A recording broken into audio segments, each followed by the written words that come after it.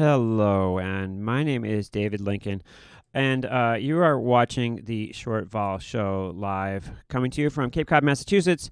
And today, if you're new here, what I am is I am a options position trader, and what I do is I share some of my ideas and trades online in the hopes that you can have some exposure to what an options trader does and what they think about and this sort of thing. I'm in the unique situation that, as opposed to many people that you'll see online in videos, I'm not trying to sell anything. I don't have any specific sponsors, and I'm generally freed up to be an honest voice for you. There's so many people online in the stock market world that are either trying to convince you that how great and successful they are, or they're trying to show you how their particular chat room or ideas or classes will make you money. I don't have those influences pulling on me, so it's a unique spot where I can do things like show you trades where I lose money. And so I've been working now to, the last few videos I've done have been showing, I have this account set up, and it's real money, and I've been tracking my trades in real time, and I think what I'm going to do is add to that is the actual P&L, so you can see what happens to a P&L. And I don't know if I'll make money or lose money, but my my business model or whatever is not based on me making money. It's based on I don't know what it's based on. I guess it's based on attracting more viewers so more people watch the show. The basic business model right now is based on Patreon and revenue from just YouTube commercials on the videos. So anyways, enough of that boring stuff. So I have some ideas for calendar spreads I wanted to share with you. A calendar spread is when you buy one stock option and sell another. And in this case, earnings calendar spreads, the concept behind it is prices in the options right before earnings go way up. They skyrocket. Prices in options for the stock in months farther out in time. Each option expires at a different time, and when earnings comes, the options closest to the time of when earnings comes out are the most expensive, but it's like a tent peg. As the prices go up in those options, it pulls up the options of the other months. However, a lot of times there becomes a disparity where the back months are relatively cheap compared with the front month options, and so you could do a couple things. One thing you could do is you could just sell a straddle in the front month. That would be selling a call and a put option in the front month. If you sell a straddle, then the stock can move a certain amount, and as long as it doesn't move too much in one direction or the other, you make money. But if it starts to get away from you one way or the other, you can lose to the upside an infinite amount of money and to the downside a lot of money. A calendar spread kind of works in the same way, except it's not as extreme. The most you can lose on a calendar spread is what you pay for it.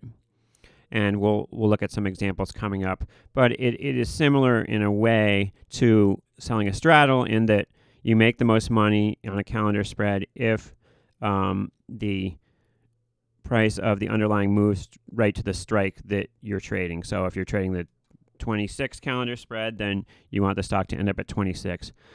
A calendar spread, though, is more complicated in that other things that affect it are how much do prices come in the back month. Because when we buy an option in a far out month and sell one in a closer out month, it's the end result is going to be affected a lot by how much actually they bring down volatility in the farther out month. So, for example, if you have a stock that normally trades 50 volatility and you come into earnings and the front month goes up to 100 volatility and the back month goes up to 60 volatility, then it could be reasonable to think that, well, after earnings, everything's going to go back to 50. So if the front month goes to 100 and the back months go to, let's say, 55 or 60, and you put the calendar spread on and the back months come down 10 points, that's going to offset a little bit. That's going to be working against you if you have the calendar spread on. What's working for you, of course, is the front month collapsing. And so, for example, if we have a stock that's normally a 50 vol, if the situation at earnings is the front month goes to 200 and the back month go to 100 volatility, that probably isn't a good candidate, because the back months are going to come in so much that it's going to take away any of your earnings, any of the potential gain from the front months. When we look at individual options, the vega, or the price, or the amount of money you make or lose for a 1% move in volatility, the vega is higher in back month options than in front month options. That's one of the basic principles of options. So we would prefer to do a trade where, let's say the average volatility of a stock's 50 and the back months have gone up to 60 and the front months gone up to 100. We prefer to do that kind of trade than a trade where it's before earnings, the average is 50 and both the back and the front months have gone up to 100. We want a disparity between the prices, the volatility levels of the 2 months we're trading, and we want to reasonably expect that the back months aren't going to come in too much volatility-wise to be successful. That, and we're looking for a move that's not too big. And I unsuccessfully and sort of for varying success put on some of these spreads on in cheaper price stocks, and they really just don't have the potential in cheaper price stocks to make money. It's better to find a higher priced stock with higher priced options, and I've identified one here coming into this week that we can look at. Maybe we can look at more than one, but let's look at this one first. It's called Trade Desk, and this Trade Desk is well, let me just say, for me as an options trader, of course I want to know as much as I can about the products I'm trading, but like falling in love with a company or getting the specifics of what a business is doing is not as important as the prices going on. So yes, you can read all about Trade Desk and how it's an advertising. It's in the social media area and has to do with advertising and this kind of thing. But that all doesn't matter as much as what the actual prices are here, as far as I'm concerned. So let's take a look here at Trade Desk. The symbol is TTD. And I found this because I was subscribed on Twitter to a guy's account. And let me show you that was just posting, oh, here's the expected moves for different stocks. Now, if we, if you look on Thinkorswim and you pull up the option screens, here I'm under trade and then all products. If I pull up the option screens for any stock, you're going to see on the right side, to the right of my head here, there's a line and it lists for each option's month expiration the volatility, and it also shows what that translates to in an expected move. So, for example, on the screen I have behind me, and I'm going to blow this up a little bit so you can see it better. The front month expected move, or the front month's 133 volatility, expected move 38, plus or minus $38. Okay, 6 days to go, et cetera, et cetera. The stock price is 260 right now. Then as we go down, options that expire a week later, 104 vol. Options that expire 2 weeks later, 90 vol. Options that expire, if we go down to SEP, the 20 SEP here, 48 days later, 71 vol. So, and if we look at the actual options prices, I was looking at an at-the-money, seeing as I don't know anything about this stock, so I don't really have an opinion of whether it's going to go up or down. So in that case, I'm looking at the at-the-money options. At-the-money means the options that are closest to where the stock's trading right now. And if we pull up a screen of the price action, maybe we look at a year chart for this just to get our bearings a little bit here. And let me center this right here. And let me get out of the way also. If we look at a year chart for TTD, you're going to see it's been going straight up pretty much.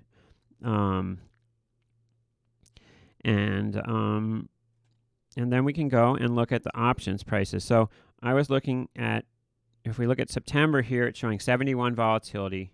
And if we look at August here, it's showing 133 volatility. And the farthest out months, January, is 56 vol. You can usually tell what the average for a stock is by looking at very far out options. These ones, it's January 2021, 56 volatility. And that gives you some idea of, so this stuff is probably September, just by looking at this very quickly here, September is probably maybe 15 points above the average long-term volatility in this. And there's ways of looking at historical volatility besides this, but that's beyond the scope of this video for now. So anyway, we're looking at buying one of these September calls. And the reason I picked September is because it's far enough. I'm basically just looking how far out in time it is. It's about 48 days out, and looking at the volatility level. Now, October is also a possibility. That is a few vol points lower. But let's take a look at September for this example here. So the September 260 call, the market is 2630 bid at 28. And that's, I guess, reasonably wide for the way these things usually trade. So if we were to queue up a spread here, I'm going to click on the offer for the SEP 260 calls. Then I'm going to go back, and I'm going to look at this front week August call. And that call is trading 1850 at 1950. Now, these prices are, these options premiums are higher. It's not like when we were looking at Skechers where one's $1 and one's $2, that sort of thing. The higher we have, the more play there is and the more potential to actually make some decent money. So if we look at the spread, it would cost $800 each time we do the spread. So this is something that's serious and requires some capital to do. So each time we do this, we would buy this counter spread. If we were able to get filled at the midpoint, it would cost $8.15, otherwise known as $815. So what I'm going to do is I'm going to right-click on this entry screen and bring it into our analysis page. Okay, so now we can look, and I have a chart up top which shows us that we make the most money if this goes right out at strike. That we said that already. If you look at the axis of this chart, you're going to see, this is just expiration. This is expiration, how much money we will make by the 10th when this option expires. So it's showing, well, okay, if this stays around 260, we can make $1,500 on this trade. If we kind of if I hold down on the left mouse button and kind of pull this back and forth to right and left, we can move out on the chart, and it's showing a break-even point of 320 to the upside and 220 to the downside. So basically a $100 range of profitability. But what we do have to remember when we're looking at this particular chart is that this is showing if volatility stays exactly where it is. This is not accounting for the volatility of the back month coming in, which we know it will come in. So that is something to consider. So this is kind of like a best case scenario to make $1,500, but is not likely because we know that the back month is going to come in at least a little bit. But it's showing $82 a day in decay, long 1 delta. So it's showing very small sort of Greeks, but except for the decay. So what's happening with this trade is you would buy this spread, and then you would wait for earnings to come out. And once earnings came out, everything is going to go back to, usually right after earnings, what happens is all these prices are going to go back to sort of an average. So in this case, I would speculate that volatility for everything is going to go back to like mid 70s probably. And as we roll these months out, like take each one of these months down 5 or 6 points, except for the very front ones, which would go down to like mid 70s. So this is a compelling one to check out as far as calendar spreads. The big one that I did this year that worked really well was ICPT, where the money doubled, and it was similar to this one. Instead of paying $8, I was paying $3.50, and the spread went to $6 right afterwards. In that case, it was a little bit more extreme. The front month was up to 200 volatility. But if remember, with the way volatility works is, let's look at this front month, August, okay? And the August 260 call right now is 1850 bid at 1950. Okay, so that's for, this was for Friday. Now, if these prices stay 1850 bid at 1950, if they stay that way on Monday, that's going to represent a higher volatility because the way the model works, this option should go down in price every day. If it stays around the same price, that will represent a higher volatility. So if we were to look at this setup again on Tuesday, and it should still show the market 1850, 1950 in this call, this volatility number to the right here would be more like 150. So when we look at volatility, we want to kind of understand where that comes from so that we keep everything in perspective, especially in a cheaper price stock, because a cheaper price stock, 1 point of volatility could represent or 10 points of volatility could represent just a penny in the market for the option. So so we want to keep that in perspective. But we see it's showing in the next week a $38 move, and then it's showing months out like a $50 move. So you can almost subtract, if you take the move 38 and you subtract it from this September we're looking at selling. So you look at this September, it's a $55 move. If you subtract a $38 move from that, you get just $17. Like the overall result is you are buying this moving only $17 in the time between this August expires and Sep expires. So that's kind of what you're doing is you're buying the $55 move over the next 48 days, and you're selling the $38 move in the next 8 days only.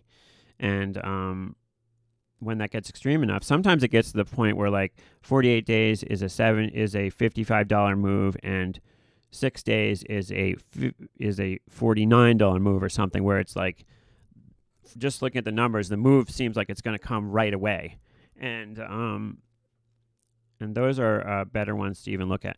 So I want to find this tweet for you because it gave me some ideas. I'm always out there looking for ideas, and not from somebody telling me, okay, Dave, you should do this trade, you're going to make money on it, but just ideas of stocks where I can make my own analysis on things. I'm really a big believer in you making your own way, figuring out your own ideas. And so from my understanding, from my point of view, which you might think differently, but from my point of view, the point of my videos is to get you thinking. Okay, it's not for you to follow. It's not for you to go, oh, okay, Dave wants me to buy this, September, August calendar in TTD, and so I'm going to do that. Now, it might turn out that I put this trade on and it makes money. It might turn out I put this trade on and it loses money. Does that make it, it doesn't, if I put this trade on and it makes money next week, does that mean that that's a great trade and you should do it every time? Well, maybe. It's just one, it's basically just one spin of the wheel, one chance. And it's, with options trading and probabilities, you have to do something many, many, many, many times to establish the actual, the actual odds. This trade could make a lot of money. It could lose a lot of money. Does that mean it's more or less valid, or you should have put it on or not? Well, that's a harder thing to answer. So I'm trying to find this tweet, though, for you here. Let's see. Twitter. It was like just recently, a few hours ago. I like Twitter. There's a lot of people on Twitter that's the only place they go to post. And so it can be interesting to look on there and find stuff from people. Okay, so here we go. I just retweeted it on my Twitter, so sign up for mine. It's this Option Millionaires post. Some implied moves for earnings next week. And this is going to give you how much the options tell you something's going to move, according to the options, what the probabilities are. And, options are usually pretty efficient at predicting what's going to happen. That's when you hear somebody saying, well, there's a 90% chance that BYND is going to be way lower in a week. Somebody was saying, oh, BYND, there's a 90% chance that it's going to be below 175 next week. And this is when it was like 200 or something. So you could go in and look at the options for that and say, well, is that what the market's saying? That BYND is going to be below 175 in a week? Well, we could go in and look at that right now. Here's BYND. We'll pull up the options.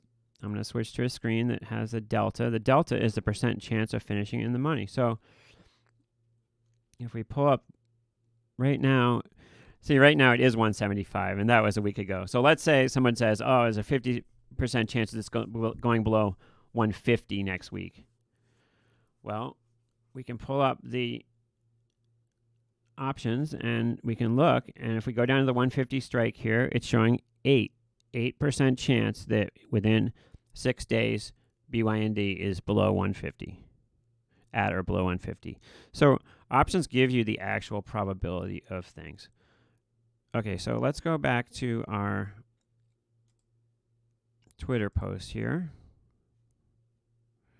And we can look at some other stocks maybe that are trending right now. So Twitter.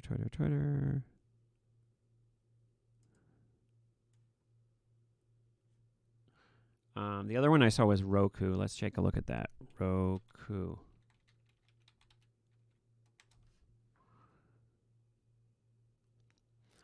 So Roku.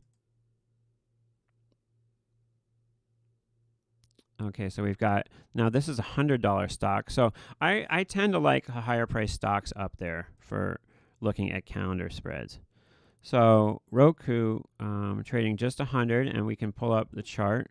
And kind of like the trade desk, it's been rallying big lately, and it looks kind of similar to the general market. When you look at a chart for a stock, it's good to pull up a chart of the whole market, because a lot of stocks just kind of do the same thing the whole market does. There's the chart for the E-mini, and we've had a little sell-off at the end of last week, and we'll see if we recover next week or not. But let's pull up Roku. And, some of this calendar spread and stuff is kind of the broad market, is going to actually factor into what you're thinking, of course. But when we look at the Roku options, we can see, well, we've got September 82 volatility, August 159. So let's see what that translates into in the actual option. So if we go to September 100 calls, they are 12 bid at 12.30. And then if we go to the August 100 calls, they are 870 bid at 895. So, a little bit higher premiums. We like that. Let's see what the Greeks show us for putting on a spread here. So if we buy the SEP 100 call, and I'm clicking on the offer for that call, then I'm going to the August, and I'm clicking on the bid. I'm holding control and clicking on the bid. This is Think or Swim we're using here. Then I'm right-clicking, and I'm selecting Analyze Trade once again. So we've got buying one call. So this is a $300 trade per call, and it's showing us collecting $40 a day. And once again, you can see that similar chart where, okay, if it goes right out at 100 and volatility doesn't change, then we'll collect $800 per trade. But like I said, this always being offset by volatility coming in, A, and B, you could move away from there. So what I think we're going to do with this is we are going to either put a couple of these real trades on, or we're going to kind of paper trade it and see what happens as we move through earnings on these. And check back with me. I'm kind of running out of time today because I've got a side job I got to do, but check back with me and we will we'll see how that goes. Once again, UVXY position right now, I have short some deltas, short almost 400 deltas UVXY. That means that for each dollar it goes up, or short, here's my position here, I'll show you. So short 343 delta. So each dollar it goes up, I lose $343. Each dollar goes down, I make $343. So we will monitor that, and I'm considering actually just disclosing the actual P&L for this account so that you can see how it works. So you can see whether I'm making or losing money, how much I'm making or losing, how stuff swings around. UVXY is a interesting one to watch P&L because stuff gets marked weird. And when I say stuff gets marked, I mean at the end of the day, the prices that get picked up and are used to calculate how much you make or lose, they move around a lot. And so one day it might show you making $1,000, but you didn't really make $1,000. It's just that prices ended up that way at the end. And it's not like you could have gotten out of your position to lock in that $1,000. The way everything ended when they rang the bell, it just kind of stopped there. That snapshot was kind of incorrect, and the next day it might swing back to losing $1,000. Now the actual prices that you do the trades at are what matter, and we know that stuff swings. But just to illustrate that, I think I'm going to start disclosing the P&L for this account, and it's not to brag about money. I know people get uncomfortable, and there's some people that obviously are really struggling out there, and when they see an account that's funded, then they're like, wow, that guy has so much money, and why is he bragging about that? That's not what it's about. It's about showing how this trading stuff works. So we're gonna we'll do that on Monday, and I'll check back with you then. If you have some ideas for stocks for the calendar spread type thing, I'd be interested in checking them out with you. Once again, here's a list. You can freeze this and take a look at some of these stocks that have earnings next week and their expected moves. And you can go through this list and look at what calendar spreads you might want to check out yourself. Like I see BKNG here, which is interesting to me because I know a lot of people are into that one. $1,846 stock, right? So that is... So with that high price of a stock, it's going to be big numbers. So look, we've got the front week 60 vol, and then September is only a 30 vol. So that's a big disparity. So let's just take a look really quickly at this. So 1846, if we pull up the chart, this thing's been bouncing between 1600 and 1900. So it's definitely been moving around quite a bit. Let me get out of the way here really quick. All right, BKNG.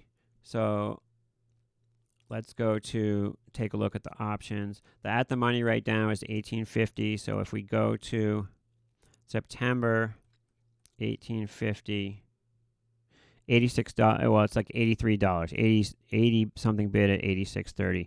Now this stuff is, it's a bigger stakes game. You're gonna want to look at the liquidity and things like open interest before you jump in on any of this. Look, there's almost no interest in these strikes, so this is going to be a tricky one to trade. Some of the tricky ones can be the most profitable. It's just whether you want to get involved. So if we were to, for example, buy this 1850 calendar, you could pay 80, maybe let's say, well, we'll see what it shows. 86 for the SEP, sell the August. 1850. So pay $2,500 for a spread. Okay, so for one spread you pay $2,500. It shows you collecting 267 a day. If we pull up the risk profile, it shows just putting one of these spreads on. If the thing doesn't move and volatility doesn't come in, collecting $5,000 for that one spread. So so this is a bigger stakes game, but we'll check this out more in the next video because I think that's interesting to talk about. It can be these ones that are illiquid and nobody's watching that can be most successful. I guarantee nobody on YouTube is talking about, nobody on YouTube is talking about buying calendar spreads in BKNG right now. this is a little niche thing. Anyways, so I hope this is of interest to you. Check me out, please. Hit that like button. If I can get like 20 likes on this video, then we'll keep talking about this kind of spreads. Tell a friend. Leave the video running so that I can get credit for it. The longer you leave a video running, the more credit I get for it, as far as like YouTube and stuff like that. Leave a comment so I know you're out there. Sign up for Patreon. Give a $1 a month, and it would really help me out. And thanks for watching. We'll see you the next time. It's funny, last time I forgot. Somehow I didn't turn off the stream, and it just kept going until somebody had posted to me, oh, your stream's still running. So I will turn the stream off this time. Have a great rest of your weekend, folks. Bye.